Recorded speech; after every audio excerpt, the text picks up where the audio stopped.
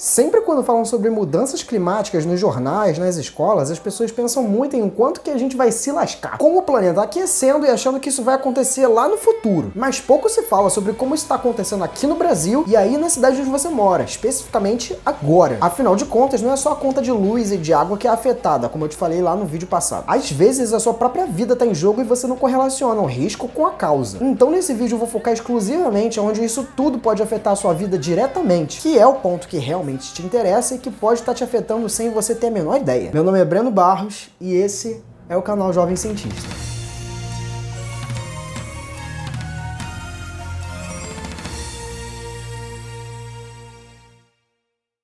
Acho que dá pra gente começar esse vídeo falando sobre o que são os eventos climáticos extremos que afetam aqui o Brasil, porque vai ser a partir deles que a gente começa a enumerar essa lista. Esses eventos são chamados de extremos porque são muito diferentes do clima normal que esperamos de uma determinada região do país. Por exemplo, se uma região costuma ter um clima mais ameno e chuvoso durante o verão, mas de repente experimenta um período longo de seca intensa e de calor extremo, isso seria considerado um evento climático extremo. Da mesma forma, se uma região que normalmente não é propensa a tempestades de vento for atingidas por um furacão poderoso, isso também é considerado um evento climático extremo. São esses eventos meteorológicos que ocorrem e acontecem, só que a gente não percebe a relação entre as mudanças climáticas e eles. Por isso, o primeiro aqui do ranking, um dos que eu acho que mais afeta o Brasil, são as enchentes. É verão, chuvinha boa, mas nem sempre. Você acorda de manhã e sai sem guarda-chuva, mesmo com a sua mãe tendo te avisado para levar. E no final da tarde você volta com água na cintura. E é claro que uma parte disso no verão já é algo esperado naquela chuvinha do final de tarde, também conhecidas como as chuvas de verão. Mas quando a gente está falando de enchente, não é só o problema do engarrafamento e do preço do Uber que aumenta, até porque elas são causadas por múltiplos fatores. Muito se fala sobre o assoreamento dos rios como um problema, que é aquele acúmulo de terra, lixo e matéria orgânica no fundo do rio. E é claro que tem sim uma parcela de culpa da população e do governo pela gestão de resíduos sólidos, como depósitos de lixo, rua sem lixeira, e do processo de urbanização desenfreado. Todo mundo mora onde quer, inclusive na beira do rio. Mas aí já é um problema que a pessoa não foi pra lá exatamente porque ela quis, né? Essa parte já começa a ser um problema social, entende? Mas o que pouco se fala é sobre a relação que a indústria tem com isso também. Até porque se em algum momento a população joga o seu lixo no rio, a indústria também faz bastante isso. Só que a culpa sempre é botada na população. O problema é que quando a indústria resolve fazer isso, joga produto químico no rio, esgoto e até metais pesados. Várias coisas que vão influenciar muito a vida em uma larga escala. Tanto dos animais que vão ter contato com aquilo ali, quanto das plantas, quanto para os seres humanos que vão comer aquele peixe que estava no rio. E se você acha que isso não acontece, é porque você está se informando mal. Até porque aqui no Rio de Janeiro, onde deságua um monte de esgoto na Baía de Guanabara, também é um lugar onde a gente pega o peixe e come achando que tá tudo de boa. Só que não é bem assim. E isso tudo gera uma consequência para a população. Afinal de contas, não é muito gostoso assim temperar peixe com mercúrio. Só que aí o lucro, que é privado, fica para a indústria, enquanto o prejuízo é socializado para todo mundo. Ou melhor dizendo, só para a população pobre. Porque você nunca vai ver um rico tomando banho de enchente, né? E é justamente no contato com essa água de enchente que várias doenças que a gente chama de doenças de veiculação hídrica, né? Porque elas são passadas através da água, entram em contato com as pessoas e aí acabam aumentando a incidência dessa doença e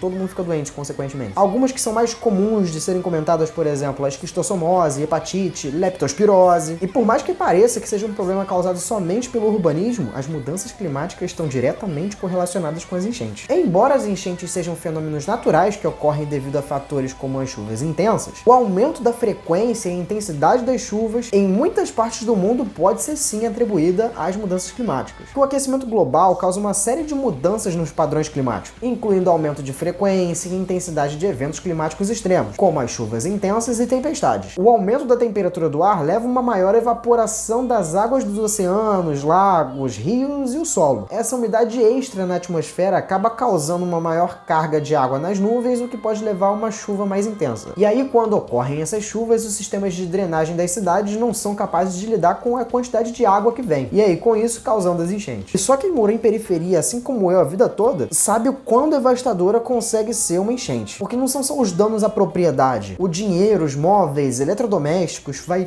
tudo embora. Mas também são as perdas das vidas, a interrupção de abastecimento de água potável, dentre outros impactos que são completamente negativos. Só nos 5 primeiros meses de 2020, 2022, 457 pessoas morreram em desastres causados pelo excesso de chuva no Brasil. Dentre essas pessoas, 233 morreram em Petrópolis, em fevereiro do ano passado. Isso porque as chuvas intensas causam deslizamento de terra, e as pessoas que estão em áreas de risco não tem para onde ir. E é principalmente daí que a gente consegue puxar um outro assunto, que é a justiça ambiental, que a gente pode entender como um conjunto de princípios que asseguram que nenhum grupo de pessoas, seja por grupos étnicos, raciais ou de classe, tenha que lidar com uma parcela desproporcional das consequências ambientais negativas. Porque o que a gente observa é que são sempre as pessoas mais pobres e mais vulneráveis que estão suscetíveis a perder tudo nessas enchentes. Mas ao mesmo tempo, quem foi responsável pela grande parte desses gases na atmosfera que causam as chuvas intensas nem foram os brasileiros. Então, por que seria justo o nosso próprio país pagar por isso? É daí que vem todo aquele investimento em créditos de carbono que aparecem naqueles eventos das Nações Unidas. Mas então, só pra gente concluir, embora as chuvas sejam sim um fenômeno natural, as mudanças climáticas têm uma relação direta no aumento da frequência e na intensidade delas. E isso não é pra daqui a 20 anos, isso tá acontecendo agora. Outro fenômeno que atinge muito o Brasil e que tá aqui no nosso segundo lugar são os ciclones, que são mais comuns próximo ao litoral sul do Brasil, principalmente nessa época de meio de ano. Tanto que o que você pode ver nos noticiários são quando eles falam sobre os ciclones extratropicais, que é um fenômeno meteorológico que traz consigo fortes tempestades e ventos. O ciclone extratropical mais recente que atingiu o Brasil aconteceu em junho e julho aqui de 2023 e acabou provocando muita chuva, rajada de vento, grandes enchentes lá no Rio Grande do Sul, em Santa Catarina, e depois da passagem dele a tendência é de queda na temperatura e a dominância mais pelo ar frio. E aí, dependendo da intensidade dos efeitos dele, pode ocasionar alagamento, enchente, deslizamento de casa, deslizamento de encosta, queda de árvore, interrupção de energia e até mesmo esse motociclista que foi arrastado pela ventania. Mas é claro que se ocorre tudo isso, com certeza algumas vidas acabam sendo perdidas em tantos incidentes. E é aí que eu volto no ponto da justiça ambiental e justiça climática. Se a gente sabe que os eventos climáticos extremos têm ocorrido com mais frequência e intensidade em todas as partes do planeta, os impactos têm potencial para atingir todo mundo, independente da sua região ou nacionalidade. Mas o ponto nem é esse, porque a gente não tá no mesmo barco. Enquanto uns enfrentam esses problemas num barco a remo, no sentido figurado, né? Outros estão passando por isso tudo de iate e nunca vão ver os reais impactos que as outras pessoas, em tese, estão passando todo mundo igual. Porque é nesse o ponto onde as desigualdades ficam muito expostas. E se esse cenário não te é familiar, deixa eu te lembrar da época da pandemia, onde as pessoas com menos condições financeiras eram justamente aquelas que não tinham condições para poder fazer isolamento social e, consequentemente, eram mais expostas à doença. Daí a gente pega o contexto histórico, onde os Estados Unidos, China e União Europeia foram responsáveis por grande parte das emissões globais de gases de efeito estufa e analisem como esses resultados podem servir como base para ações e políticas públicas de reparação pelos danos que acontecem aqui. É com base nessa linha de raciocínio que eu tô te contando que acontecem as negociações internacionais. Por exemplo, se o custo da adaptação às mudanças climáticas nos países em desenvolvimento é de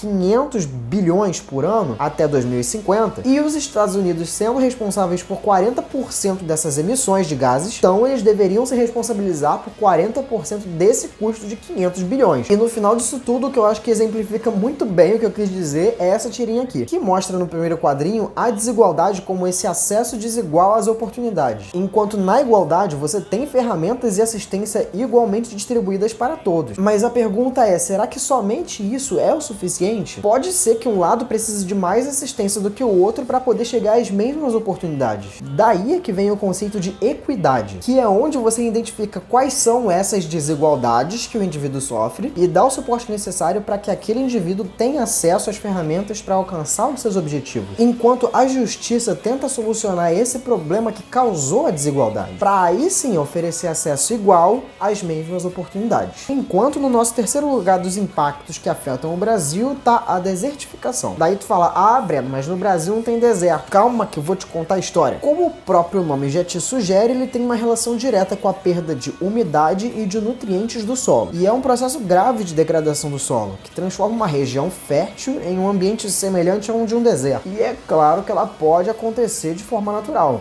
mas nas últimas décadas ela tem sido acelerada por conta da ação humana. A derrubada de florestas é uma das principais causas da desertificação. Sem a proteção das plantas, o solo fica exposto ao sol e às altas temperaturas, e aí a terra ganha um aspecto arenoso e rochoso, sem nutriente nenhum. Nessa etapa da desertificação, até as chuvas podem arrastar a superfície do solo para longe, e acaba empobrecendo ele ainda mais e afetando a região da qual ele está. E a partir daí é quase impossível que novas plantas floresçam naquele lugar, o que consequentemente acaba impedindo a permanência de animais. No Brasil, esse processo ocorre principalmente nas regiões Nordeste e Sul. E aí eu tenho certeza que alguém vai falar: ah, Breno, mas no Sul não tem seca igual no Nordeste. Pois é, mas você tá certo. Por isso que no Sul o fenômeno é chamado de arenização, porque o processo de degradação do solo é um pouco diferente entre a arenização e a desertificação. Já que a desertificação é um processo que ocorre mais por conta da falta de umidade e a evaporação excessiva da água do solo, enquanto a arenização, que acontece lá no Sul, ocorre principalmente por causa do impacto da chuva. E tu achava que a chuva era sempre boa, né? Mas num solo desprotegido de árvores e plantas, o impacto dos pingos d'água pode fazer um estrago, porque você acaba separando as partículas do solo e deixando eles cada vez mais frágeis. Ou seja, se você desmatar o solo tirando a proteção natural dele, você pode causar uma degradação nele, tanto pelo calor quanto pela chuva. Daí quem se ferra no meio disso tudo, tanto direta quanto indiretamente, são quem tem menos condições, já que são eles que vão sofrer com a alta dos preços dos alimentos e nem vão ter um solo fértil para poder plantar o que comer. E só para você ter uma ideia dos dados que o Ministério do Meio Ambiente tem sobre isso, no Brasil a desertificação afeta mais de 1,3 milhões de quilômetros quadrados. E se você já não acha que isso é pouco, isso equivale a 16% do território do país inteiro. Só na região Nordeste tem uma estimativa de 230 mil quilômetros quadrados, o que já é uma área basicamente superior ao estado do Ceará inteiro. E aí, consequentemente, afetam mais de 1.400 municípios e mais de 31 milhões de habitantes. Esse processo afeta a vida de muita gente aqui no Brasil, e por isso fez com que houvesse uma migração de pessoas do Sul para o Centro-Oeste e do Nordeste para o Sudeste. E aí causando aquele problema de aumento de densidade populacional, urbanização sem controle e até mesmo alguns casos de favelização,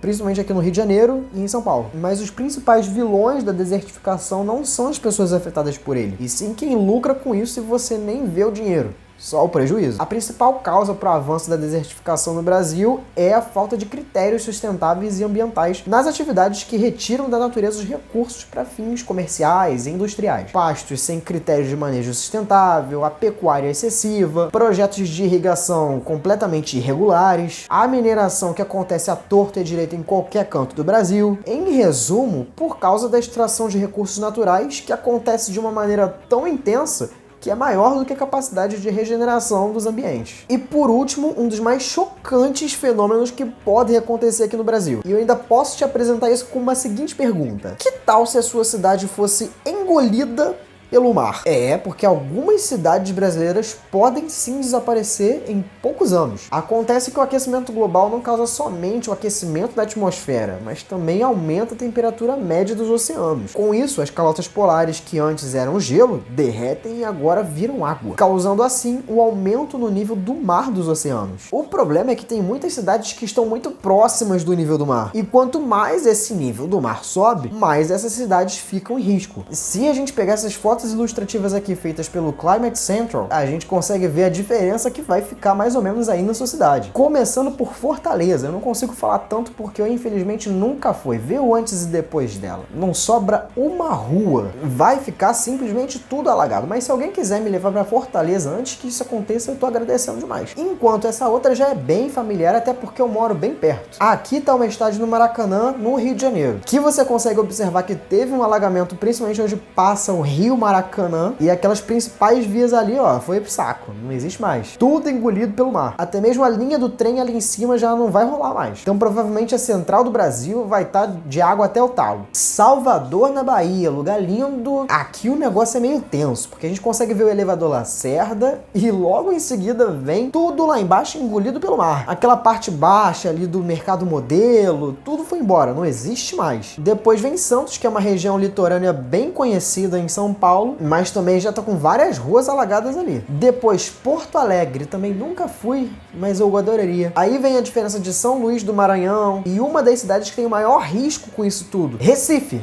Pernambuco, simplesmente tudo alagado. Toda essa mudança nas áreas alagadas acaba forçando uma imigração de pessoas que pertencem a países mais pobres e são as mais afetadas pelas mudanças climáticas. Mas aí eu fico me perguntando, será que os Estados Unidos e a União Europeia vão ser tão receptivos com os imigrantes do clima quanto eles já são com os outros? Eu acho que não. Mas para emitir os gases do efeito estufa, eles com certeza são muito bons, né? Para arcar com as consequências disso tudo no planeta, aí já não é mais um problema deles. E eu acho que com esses 4 eventos climáticos extremos que eu te falei, você consegue ter uma noção de como isso impacta aí na sua comunidade. Por isso, me diz você, qual desses foi o que você mais sentiu na pele? Ou qual deles te chamou mais atenção e pode acontecer aí na sua cidade? Me conta aqui nos comentários que eu leio tudo. Mas não se esquece de se inscrever no canal, porque eu sei que muita gente esquece e tá tudo bem. Mas deixa o joinha se você gostou do vídeo e deixa o seu de joinha se você não curtiu do que eu falei aqui. E tá tudo certo, eu vou entender também. No mais, até o próximo vídeo então. Valeu!